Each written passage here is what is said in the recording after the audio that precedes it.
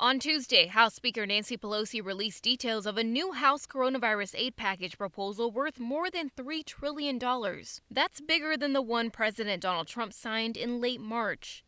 The proposal, called the HEROES Act, includes $500 billion for state governments, $375 billion for local governments, $10 billion for small businesses, and $25 billion for the U.S. Postal Service. It also includes more direct payments to Americans and $75 billion for coronavirus testing. Pelosi told reporters that Federal Reserve Chairman Jerome Powell has said to think big because interest rates are so low. She said fellow Democrats intend to use those low interest rates to bolster the American people.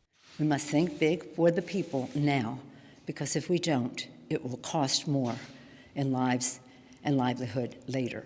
It's important to point out that this is not set in stone. The aid package, more like a wish list, has not been negotiated with Republicans or the Trump administration. The White House said it wants to see whether reopening has helped the U.S. economy before passing another massive stimulus bill. Pelosi said the House is expected to vote on the package on Friday, but Senate Majority Leader Mitch McConnell has said Congress should pause before passing another aid package. There are those who said, let's just pause. But the families who are suffering know that hunger doesn't take a pause, the rent doesn't take a pause, the bills don't take a pause, the hardship of losing a job or tragically losing a loved one doesn't take a pause. But what you've seen in the House, Nancy, is not something designed to deal with reality, but designed to deal with aspirations.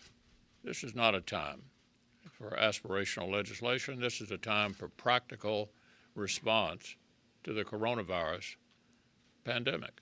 The Senate most likely won't approve any further aid until after the Memorial Day recess. Senators will go into recess at the end of next week and are scheduled to return on June 1st. For Newsy, I'm Stephanie Sandoval.